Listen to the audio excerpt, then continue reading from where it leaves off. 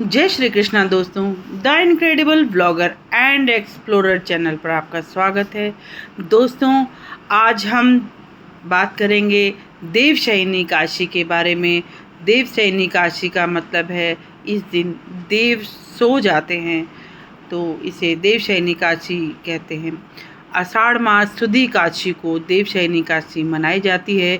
इस दिन से पौराणिक मान्यता के अनुसार भगवान 4 माह के लिए शयन करते हैं। इसी कारण इस एकादशी को देवशयनी एकादशी के नाम से जाना जाता है। तो दोस्तों, मैं इसका आगे और वर्णन करूंगी। तब तक अगर आपने मेरे चैनल को सब्सक्राइब नहीं किया है तो सब्सक्राइब करें, मेरे चैनल को लाइक करें, शेयर करें, कमेंट ज़रूर करें, ताकि मुझे आपके कमेंट से मोटिवेशन मिले और मैं आपके लिए और अच्छी और कथाओं का वर्णन करूं। तो दोस्तों, आप इसी तरह मेरे साथ बने रहें अंत तक और बहुत ही ध्यान से सुने कि मैं आपको किस तरह से देवशयनी काशी के बारे में बताती हूँ। देवशयनी काशी भगवान विष्णु की काशी है। देवशयनी काशी के दिन भगवान विष्णु की प्रतिमा को उच्च स्थान पर आसीन करके उनके हाथों में शंख, चक्र, गदा, पद्म सुशोभित कर उन्हें पीतांबर, पीत वस्त्रों या पीले दुपट्टे से सजाया जाए। भगवान विष्णु की प्रतिमा को पंचामृत से स्नान करवाकर उन्हें पुनः पीत वर्ण के नवीन वस्त्र पहनाएं। तत्पश्चात भगवान की धूप, दीप, पुष्प इत्यादि से पूजा कर घृत दीपक से आरती उतारें। भगवान को तांबूल यानी पान, पुंगी फल यानी सुपारी अर्पित करें और इस मंत्र का जाप करें। सुप्ते त्वयि जगन्नाथ जमत सुप्तम भवेदिदम विबुद्धे त्वयि बुद्धम च जगत सर्वम चराचरम। भावार्थ ये है कि हे जगन्नाथ जी, आपके निद्रित हो जाने पर संपूर्ण विश्व निद्रित हो जाता है और आपके जाग जाने से संपूर्ण विश्व तथा चराचर भी जागृत हो जाते हैं। इस प्रकार प्रार्थना करके भगवान विष्णु का पूजन करना चाहिए।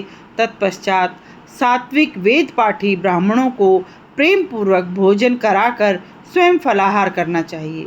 रात्रि में भगवान के मंदिर में ही शयन करना चाहिए तथा शयन करते समय भगवान का भजन एवं स्तुति करनी चाहिए।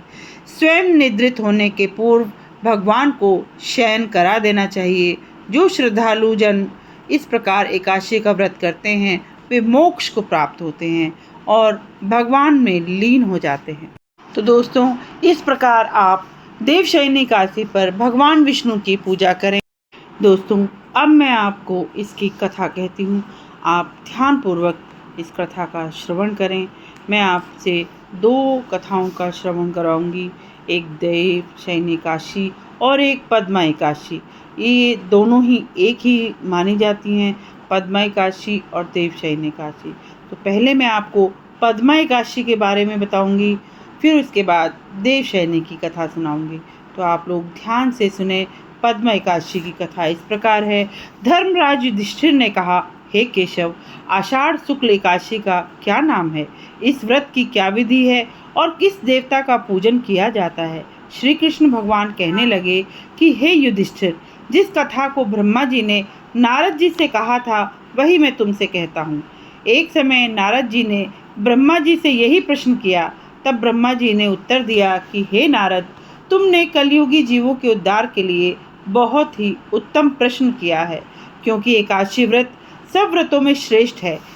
एकादशी के व्रत को करने से समस्त पाप नष्ट हो जाते हैं और जो आदमी इस व्रत को नहीं करते वे नरकगामी होते हैं। इस व्रत को करने से भगवान विष्णु प्रसन्न होते हैं। इस एकादशी का नाम पद्मा है। अब मैं एक पौराणिक कथा कहता हूँ, चित्त लगाकर सुनो। मान्यता है कि मंदधाता नामक एक सूर्यवंशी राजऋषि राज्य करता था। वह अत्यंत सत्यवादी, महान प्रतापी और चक्रवर्ती था। अपनी प्रजा का पुत्र की तरह पालन करता था। उनकी प्रजा धन धान्य से भरपूर और सुखी थी।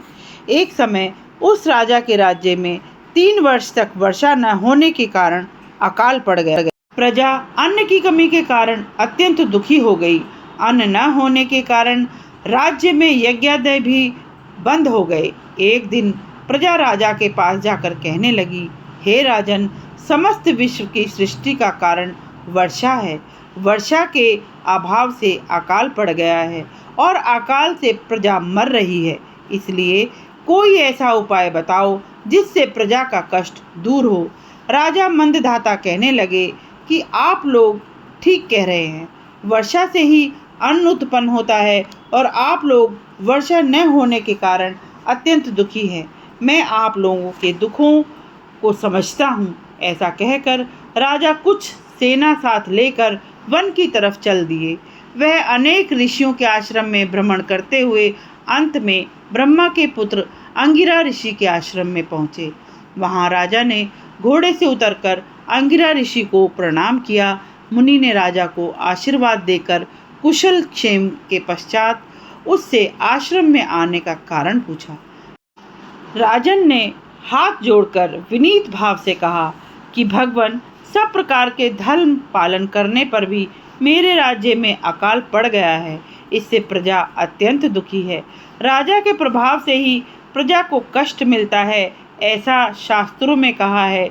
जब मैं धर्मानुसार राज्य करता हूँ तो मेरे राज्य में अकाल कैसे पड़ गया?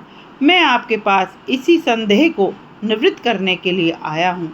कृपा करके आप मेरे संदेह का निवारण कीजिए, साथ ही प्रजा के कष्ट को दूर करने का भी कोई उपाय बताइए।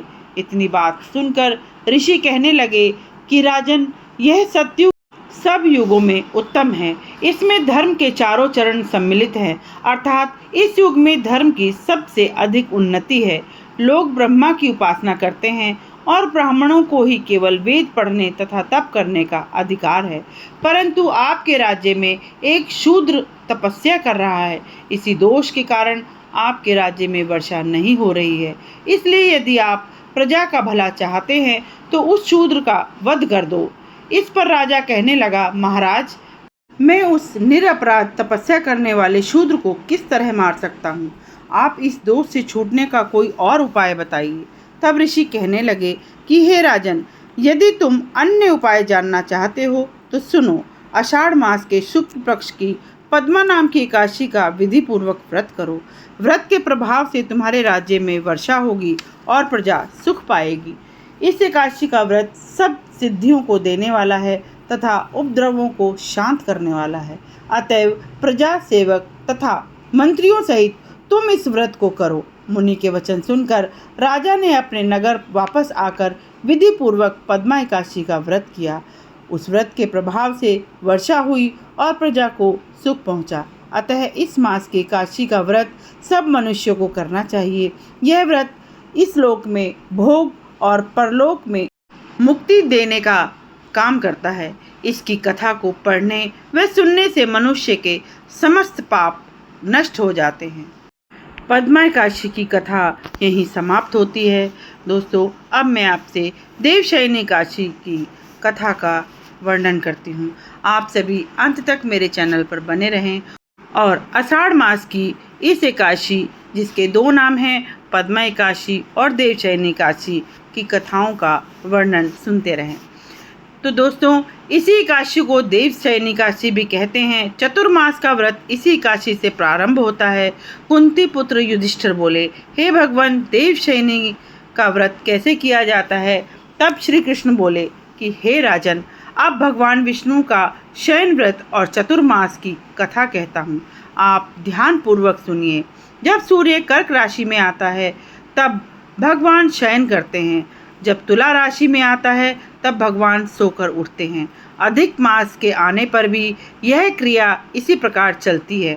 इस प्रकार और देवताओं को न तो शयन कराना चाहिए और न ही जगाना चाहिए। आषाढ़ मास की एकादशी का विधिवत व्रत करना चाहिए। उस दिन विष्णु भगवान की चतुर्भुजी सोने की मूर्ति बनाकर चतुर्मास व्रत के नियम का संकल्प करना चाहिए। भगवान की मूर्ति को पीतांबर पहनाकर सुंदर श्वेत शैया पर शयन करावें और धूप, दीप, नैवेद्य आदि से भगवान का षोडशोपचार कर पंचामृत से स्नान आदि कराकर इस मंत्र का उच्चारण करें। हे ऋषिकेश, लक्ष्मी सहित मैं आपका पूजन करता हूँ। आप जब तक 4 मास में शयन करें, मेरे इस व्रत को निर्विघ्न रखें। इस प्रकार से विष्णु भगवान की स्तुति करके शुद्ध भाव से मनुष्य को दातुन आदि के नियमों को ग्रहण करना चाहिए। विष्णु भगवान के व्रत को शुरू करने के 5 काल वर्णन किए गए हैं। देवशयनी एकादशी तक यह व्रत किया जाता है। एकादशी, द्वादशी, पूर्णमासी, अष्टमी और कर्क की संक्रांति से व्रत प्रारंभ किया जाता है और कार्तिक शुक्ल द्वादशी को समाप्त कर दिया जाता है। इस व्रत के करने से समस्त पाप नष्ट हो जाते हैं। जो मनुष्य प्रतिवर्ष इस व्रत को करते हैं वे सूर्य जैसे दैदीप्यमान विमान पर बैठकर विष्णु लोक को जाते हैं। इस व्रत में गुरु तथा शुक्र उदय अस्त का विचार अवश्य करें। यदि सूर्य धनु राशि के अंश में भी आ गया तो यह तिथि पूर्ण समझी जाती है। जो स्त्री या पुरुष पवित्र होकर शुद्धता पूर्वक इस व्रत को करते हैं वह सब पापों से छूट जाते हैं। बिना संक्रांति का मास यानी मल मास देवता और पितृ कर्मों में वर्जित है। दोस्तों, इस प्रकार आप देवशयनी एकादशी की पूजा करें और इसकी व्रत का पालन करें। दोस्तों, इस कथा का श्रवण करें, अपने दोस्तों को सुनाएं और अपने दोस्तों को ज़्यादा से ज़्यादा इस कथा को शेयर करें। तो मैं आगे आपको चतुर्मास के बारे में पूरा वर्णन करूंगी। अगले वीडियो में मैं आपको चतुर्मास के बारे में बताऊंगी कि चतुर्मास का क्या महत्व है, उसका क्या पुण्य मिलता है। जय श्री कृष्णा दोस्तों।